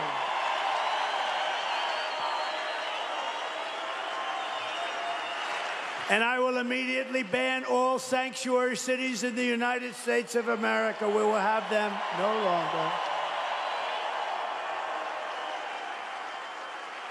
And despite all the damage she has caused, Kamala has spent the final week of her campaign comparing her political opponents to the most evil mass murderers in history. You know that, right? All of us, you, me. 2 days ago, Joe Biden called our supporters garbage. He called them garbage. That's worse than deplorables, isn't it? Remember Hillary? How did that work out with deplorables? Well, garbage is working out even worse for him. They called you, all of us, garbage. We're garbage. And I believe we have 250 million people. I believe we have most of the country is about making America great again. And my response to Joe and Kamala is very simple. You can't lead America if you don't love Americans. You just can't do it. It doesn't work.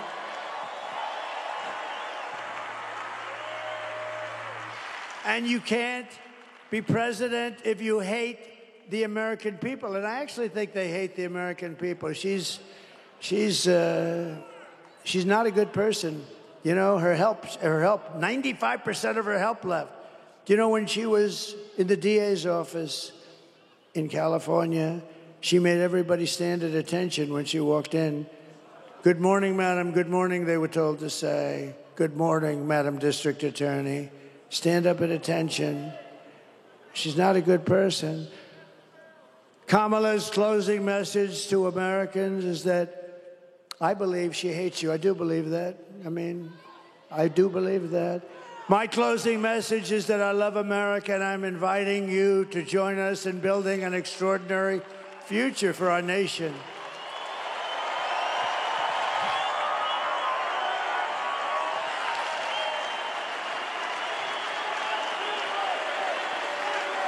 My oath of office is an oath of allegiance to you, the American people. We're gonna straighten this mess out. It's a mess. It's an incompetent mess. She can't answer. I see her being interviewed yesterday. She can't answer a question. She goes all over the place. She doesn't know what the hell she's talking about. She's crazy. It's crazy. I'm asking for your vote, but I want you to know that whether you vote for me or not, when I win, I will fight for you with every breath in my body. I'm going to fight very hard whether you vote for me or not.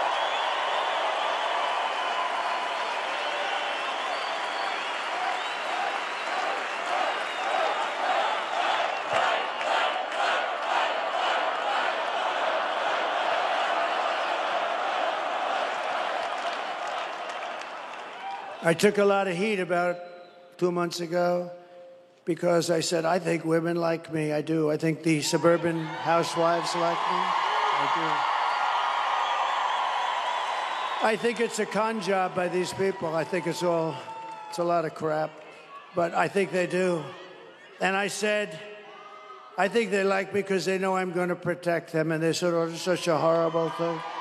I said, no. I want to protect the women of our country. I want to protect them in many ways.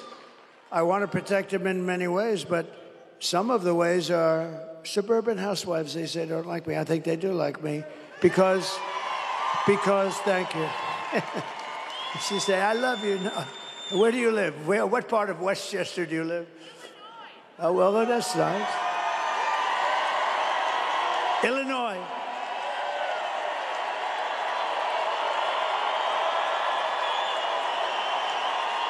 Illinois.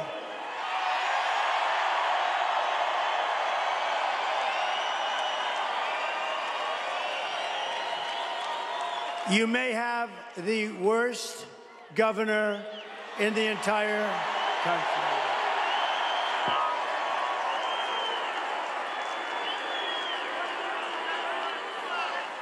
Thank you very much.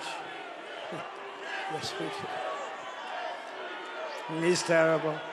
They threw him out of the family business, so he decides to run for governor. I know the Pritzker family very well. I was partners with them, actually. They have some good people, but they threw him out because he was not very good, and he ends up running for governor because he's got money, but he's terrible. But I'm not allowed to use the fat word. That's the other word you cannot use. You are not allowed to use the fat word, so I will not do it, but that guy is disgusting. Everything Kamala says is a lie. Her entire campaign is one hoax and slander after another. But the more they lie, the more they smear, the more you need to get out and vote. We're going to get rid of these people. We're going to get rid of them fast, right? The only way to stop the lies is to swamp them. We got to swamp them with that vote. It's true. Kamala has no vision. She has no ideas. She's got no brain power. She's got no solutions. All she can talk about, did you see it the other night?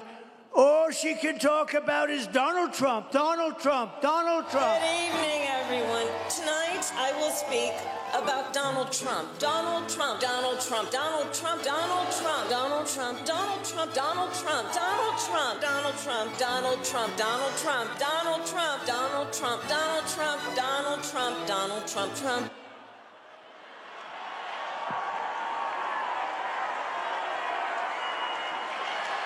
All she talked about. You know, there are some people who thrive under pressure, and there are some people who crack under pressure. She cracks under pressure. And the more pressure Kamala is under, the worse she crumbles. She is, at this point, very rattled. You take a look at her. Is there a chance she would resign before the election 3 days?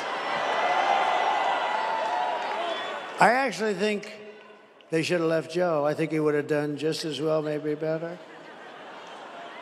And it's come out today upon extremely good authority, the press, therefore it's no authority. But it's come out today that Joe Biden likes me more than he likes Kamala. And that he would rather have me win than Kamala win. Because they took away his presidency. It's the first time in the history of the presidency they stole the presidency from him. He would rather have me win. Actually, I think psychologically he's better off. It's a much better story for him. What they did is terrible. They went in and they said, you're out, Joe. Can you imagine you're the president of the United States and you have Crazy Nancy. She's crazy as a bedbug. Crazy Nancy, who had a lot of Visa stock, and she sold it one day before it was announced that Visa's under major investigation. And the fake news doesn't do anything about it. And then you have Kamala, who couldn't do an interview with Joe Rogan, who frankly is very fair. I call him tough but fair, but he's great guy. You know, we had it was the biggest interview. He did me last week, as you might have heard. The biggest interview that he's ever done in terms of hits. Over 100 million, much more than 100 million. How much? Like 100. Where's TikTok, Jack? He knows everything. This TikTok, he's a TikToker. You know, if they're 20 years old and they work, I have a guy, TikTok Jack. When they turn 20, they're finished in that business. No, they're too old, much too old. then you get sued for age discrimination. If she can't handle an interview, then she can't handle certainly President Xi of China. President Putin, he would have never done it. She can't handle anything, but she's not equipped for that. She's not a president.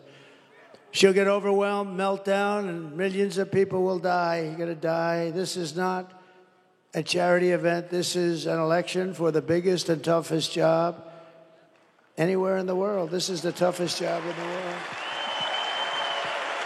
With the most at stake, right? So do you want to lose your life savings because we put a weak and foolish and incompetent person in the White House? I don't think so. Do you want to lose your job and maybe your house and pension because Kamala has the economic understanding of a child? The presidency is a job held by Teddy Roosevelt, Abraham Lincoln, Dwight Eisenhower, George Washington, and even Ronald Reagan. People of strength and intelligence. People that have a leadership quality.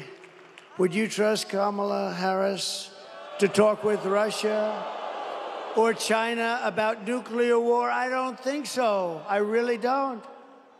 Would you trust her to steer us out of an economic crisis? I don't think so.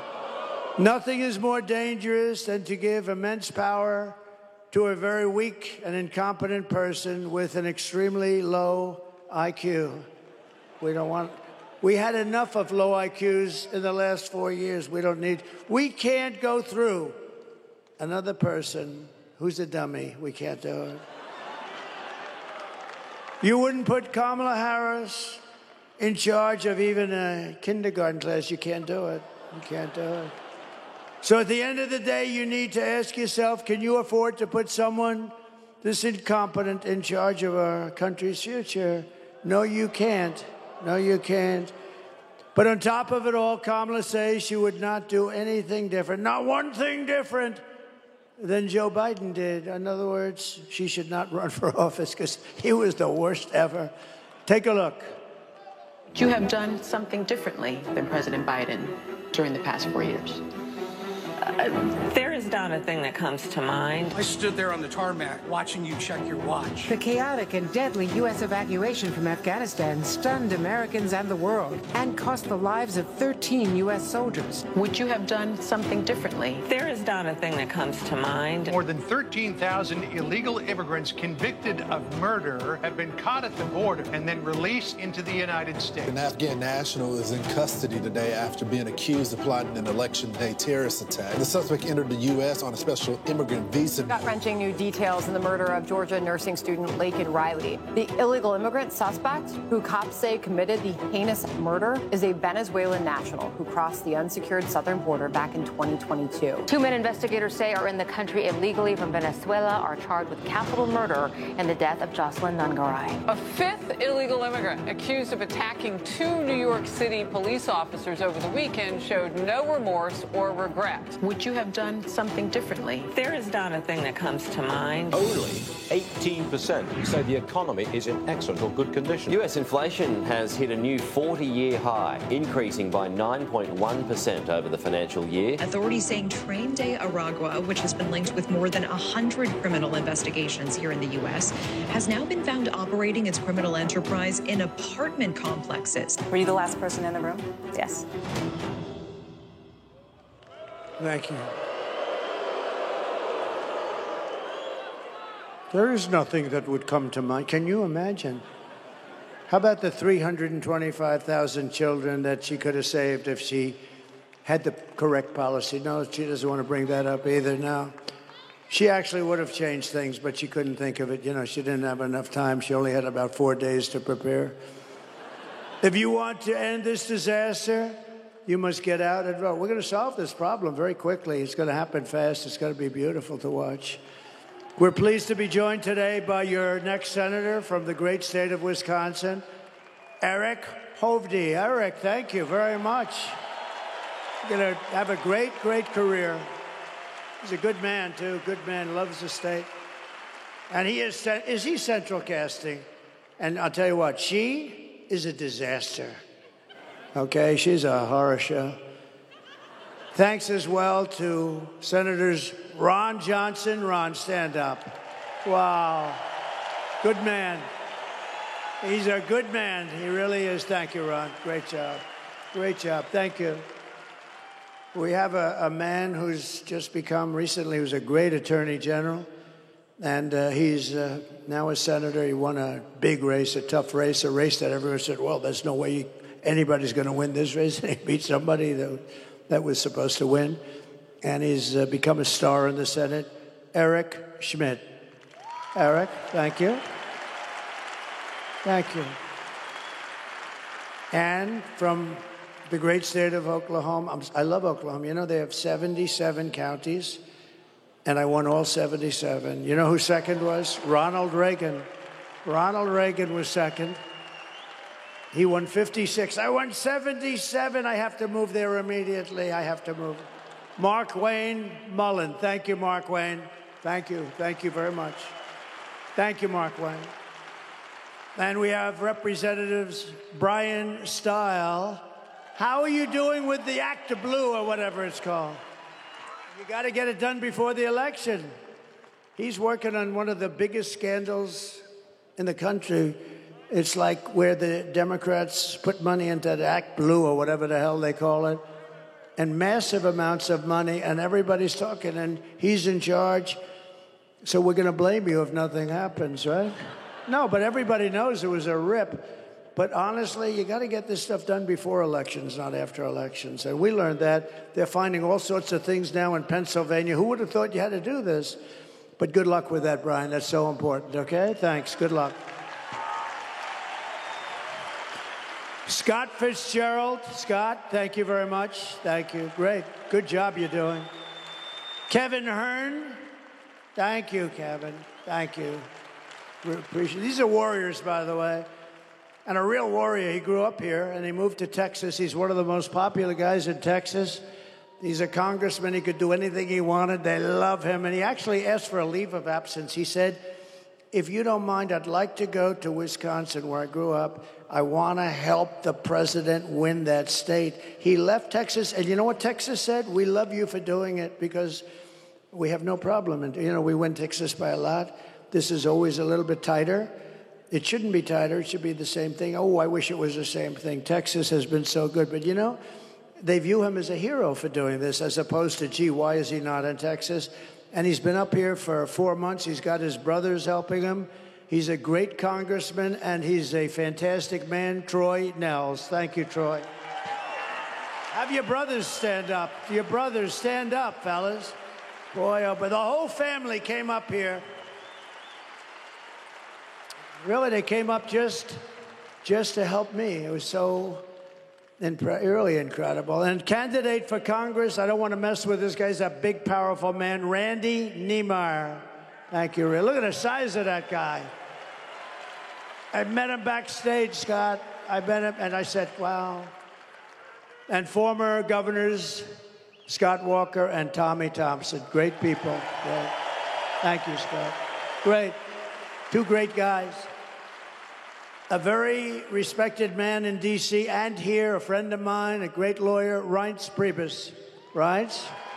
Thank you, Reince. Thank you, Reince. And we loved Bobby Kennedy, didn't we? We loved him. Everybody loves him. You know, I have a deal with him because he's really into the environment, but he's really into health. I say, Bobby, you take care of health. You work on those potatoes and work on those oranges, and you work on everything. Everything, you can work on everything. The only thing you got to leave alone, Bobby, just leave it alone, is the liquid gold, because we're going to make our fortune. I don't want you telling me I can't touch it, Bobby. The only thing I've asked Bobby to just, please, Bobby, don't tell me it's like a problem, please. Because we're going to make so much damn money. We have more liquid gold under our feet than any other nation in the world, including Saudi Arabia. Including Saudi Arabia and Russia. You know, I took it from number 4 to number 1. We were number 1. We were energy independent. Can you imagine, Mr. Wall? Please stand up, Mr. Wall. I'm going to buy that suit. I'm going to buy that suit. Susie, please buy that suit for me. We also have the head of our campaign on today. And other than this microphone, she's done an unbelievable job this year. Unbelievable. It's the best run campaign. People are saying, well, actually, to say it's the best run campaign, you got to win. So let's say, well, do you mind if I wait about 4 days? But Susie Wiles, she's incredible. Incredible. You know who's their father? You know, I believe in this stuff so much. Pat Summerall, right? Great announcer, great football player, great announcer. Look, he's going, wow, that's very impressive. But no, we believe in genetics a little bit, right? But Susie's done an incredible job. And thank you, Susie. You really have. And Chris and everybody else, right? Thank you, everybody. Appreciate it. Former small business administrator, Jovita Carranza. Thank you, Jovita. Jovita. Thank you, Jovita. Did a good job. And Sebastian, we want to thank you very much. You are really Sebastian Gorka, everybody. And a man who I think is going to bring us home, GOP Chairman Brian Schimming. Thank you, Brian. What a good job you're doing. I heard him speak the other day. I was in the plane flying in, and he was up saying, you are good. You are psyched, right? Like we all are. We want to win. This is the biggest win. This will be the biggest win. Think of it. And if we win the whole thing, it'll be the greatest event in political history in this country, and maybe beyond. The greatest. And not only great because it's a great event, it's going to be great because of what we're going to be able to do. We're going to be able to fix our country. That's why it's really going to be great. It's going to be very important. And a friend of mine, one of the greatest developers, a great guy, a very generous person. He's always giving money to charity. When there's a problem like in North Carolina, he wanted to go with me, wrote out a big check all the time. He's a fantastic man, Steve Witkoff. Thank you, Steve. Thank you, Steve. Great guy. So, in conclusion, here are the facts. Kamala is a radical left Marxist, rated even worse than crazy Bernie Sanders or Pocahontas herself. Remember Pocahontas? Her mother said she had high cheekbones, which I think is very racist for somebody to say that. I think it's a racist statement. I think you should investigate that statement. She destroyed our economy. She was an original creator of Defund the Police movement, and anybody who wants to defund the police for even 1 week or 1 day is not worthy of being president of the United States. Kamala vowed to abolish ICE. She pledged to confiscate your guns and endorsed a total ban on handgun ownership. Who in this room is willing to give up their gun, please, to Kamala? Who refuses to give up their gun? I think she has a very tough job. But she even called for free sex changes for illegal aliens in detention at taxpayer expense. And perhaps worst of all, she lied about working at McDonald's. She lied. She never worked at McDonald's. Never worked there. She never worked there. She's a liar. It was always, I went and checked it out. Actually, they were the best French fries I ever had. 9 seconds after taking them out of that fat, whatever the hell. But they were the best. You know, when they sit around for about 2 hours, not so good. With your vote this November, we're going to fire Kamala, and we are going to save America.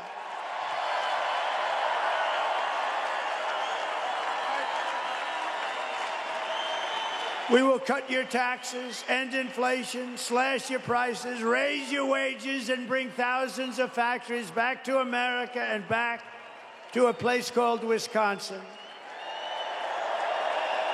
We will build American, we will buy American, and we will hire American. That's what we want. And I will end the war in Ukraine. It would have never happened if I was president. And I will stop the chaos in the Middle East. October 7th would have never happened. All those people would be alive right now. And I will prevent World War III. We're not going to have World War III. With this people, you'll have it. And it would be a war like no other. This would be a war like, because of the power of the weaponry, We will crush violent crime and give our police the support, protection, resources, and respect that they so dearly deserve. We will strengthen and modernize our military. We will build a missile defense shield over our country, all made in the USA. And we will rebuild our cities, including our capital in Washington, D.C., making them safe, clean, and beautiful again. We will teach our children to love our country, to honor our history, and to always respect our great American flag. And we will put in a bill into Congress. They say it's unconstitutional. I don't know why, but we're going to protect our great American flag. Anybody burning the American flag or destroying our American flag gets 1 year in jail. Thank you very much. And we will get critical race theory and transgender insanity the hell out of our schools. And we will keep men out of women's sports, yes? I will defend religious liberty, I will restore free speech, and I will defend the right to keep and bear arms. Our Second Amendment will be totally protected. After years of building up foreign nations, defending foreign borders, and protecting foreign lands, we are finally going to build up our country and defend our borders and protect our citizens and our land, right? And we will stop illegal immigration once and for all. It will be stopped. And we want people to come into our country. We do. We want people. But they have to come in legally through a system. They have to love us. They have to love our country. We will not be invaded. We are not going to be invaded. It's like an invasion. It's like a military invasion. You know, the guns and weapons they have, some of these guys have, they're military grade. They're at least military grade. Some are better than military grade. We will not be invaded. We will not be occupied. We will not be overrun. We will not be conquered. We will be a free and proud nation once again. Everyone will prosper. Every family will thrive. And every day will be filled with opportunity and hope. And it will be, more than anything else, it will be filled with a thing called the American dream. We're going to have the American dream back. But for that to happen, we must defeat Kamala Harris and stop her radical left agenda with a landslide that is just too big to rig. So you need to get out and vote. For the past 9 years, we have been fighting against the most sinister and corrupt forces on earth. They are corrupt, sinister, horrible people. Horrible people. With your vote in this election, you can show them once and for all that this nation does not belong to them. This nation belongs to you. All of you belongs to you. It belongs to you. It was hardworking patriots like you who built this country. And 4 days from now, it is hardworking patriots like you who are going to save our country. You're going to save our country. And I would love to see you do it because you deserve it. You've been very loyal to me. I won all my primaries here. I won everything here. I had a little slip up with some bad things that happened in one election, but you know, everybody understands it. And we just had tremendous success here. I have so many friends here, incredible people. And remember, when you're about to press that lever, and I told you this before, everybody wanted that damn boat contract to build like 28 destroyer-type boats. And I'm a very visual person, so I took the thing that was designed, which wasn't that beautiful, and I took the bow of the boat and I reshaped it with them, with the yard. Right? You know the yard we're talking about. Great yard. That's correct. Thank you very much. And I took it and I said, no, you got to have a little more point. You got to see this thing. It looks like a yacht with lots of guns on it. And they've done a great job. And everybody wanted it. Every state wanted it. Some of them won't even talk to me still. But I wanted that one of the biggest contracts, right, Ron? That was one of the biggest contracts. And Ron helped me a lot. And I wanted it to go to Wisconsin. And it went to Wisconsin. And they're building their little hearts out. So when you're ready to press that lever, Sebastian, remember that beautiful boat. Remember the yacht with guns all over it. After all we've been to, and we have been through a lot, but after all that we have been through together, we stand on the verge of the 4 greatest years in American history. We're going to make them great years. We're going to make them great years. With your help, from now until Election Day, 4 days, we will restore America's promise, and we will take back the nation that we love. We love this nation. I mean, I wouldn't be doing this. I could have a hell of an easy life. I could have those waves just smacking me in the face. Beautiful saltwater waves all over the place. I got waves all over the place. Lots of places with lots of waves. This Mr. Witkoff can confirm that, right, Steve? Like probably more than anybody. I don't have to be here. But if I had my choice, I'd rather be right here with a broken down shit microphone in Wisconsin. I would rather be in Wisconsin than some beautiful beach. I would rather be right here. Because we are one people, one family, and one glorious nation under God. We will never give in. We will never give up. We will never back down. We will never, ever surrender. Together we will fight, fight, fight, and we will win, win, win. We're going to start winning again. November 5th will be the most important day in the history of our country. And together we will make America powerful again. We will make America wealthy again. We will make America healthy again. Thank you, RFK Jr. We will make America strong again. We will make America proud again. We will make America safe again. And we will make America great again. Thank you. Thank you very much, Wisconsin. God bless you. God bless you all. Thank you.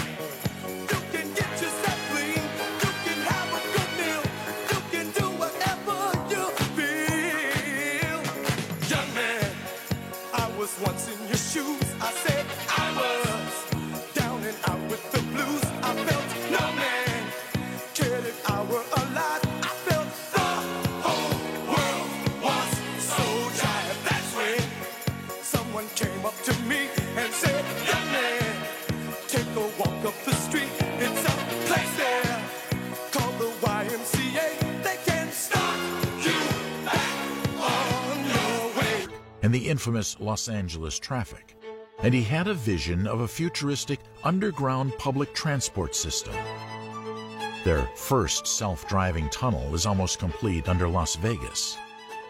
He intends to use the tunnels for the Hyperloop vehicles. That year, he announced that self-driving electric cars are the future. My guess is in probably 10 years, it will be very unusual for cars to be built that are not fully autonomous. Owning a car that is not self-driving in the long term will be like owning a horse. You would own it and you would use it for sentimental reasons, but not for, not for daily use, really.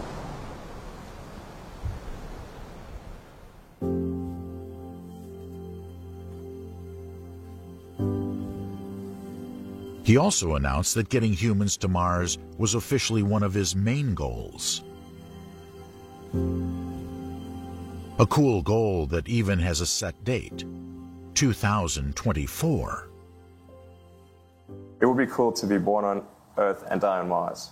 Yeah. Yeah, you said before you want to retire on Mars. Is this more or less feasible? Well, actually, it was asked, it's more like if I were to retire, it's not like I want to retire, but if I were to retire on the verge of senility, I'd like it to be on Mars. That would be cool.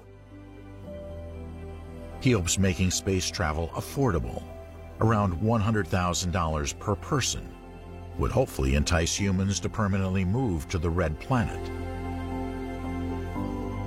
In 2018, he announced the first private astronaut to travel to the moon. I'd like to introduce the first paying customer of BFR, Yusaku Miyazawa. Please come forward. Yeah. Thank you, Hiro. Thank you, everyone. Wow. In 2023, as the host, I'd like to invite 6 to 8 artists from around the world to join me on this mission to the moon.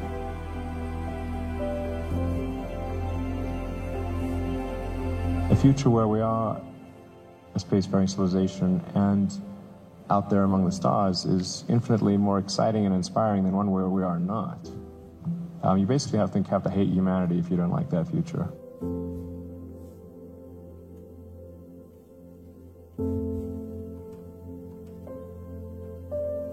We've come a long way since the beginning of the space race.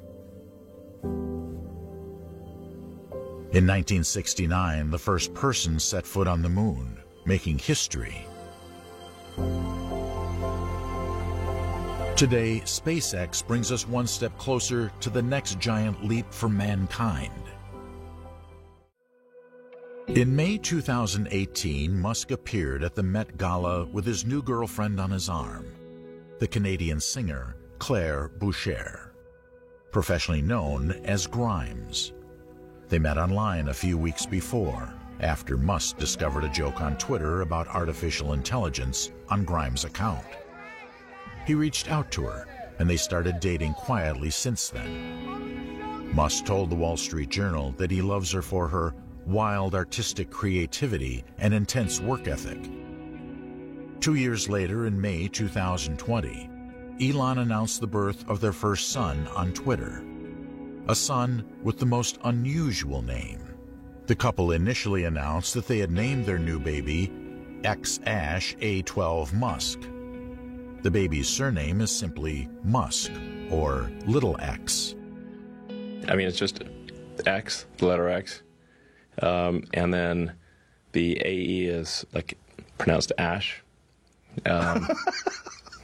Yeah. And then A12 is my contribution. Oh, why A12? Archangel 12, the precursor to the SR-71. Coolest plane ever. I love how Rogan was laughing because we were all like, Ashek, how did you get that out of it? But look at this baby. How adorable is he? The name of Grimes and Musk's son isn't the only thing controversial about him. He's been known to be infamously controversial on Twitter. In May 2020, he wiped off $14 billion of Tesla's value with just one tweet. By writing, Tesla's stock price is too high. $3 billion were taken off his own stake as investors bailed following his tweet. On May 1st, 2020, Musk decided that he was going to put all of his 7 homes on the market. He tweeted, "I'm selling almost all physical possessions. Will own no house." He was also seen smoking weed in an interview with Joe Rogan. I mean, it's legal, right? It's totally legal. Okay. How does that work? Do people get upset at you if you do certain things? Do you see this right here? There's tobacco and marijuana in there. Is he inhaling? Yeah, no, I'm not sure. Okay, whether or not he's inhaling, he's in a state where it's legal. After being married 3 times, twice to the same woman, having 6 children,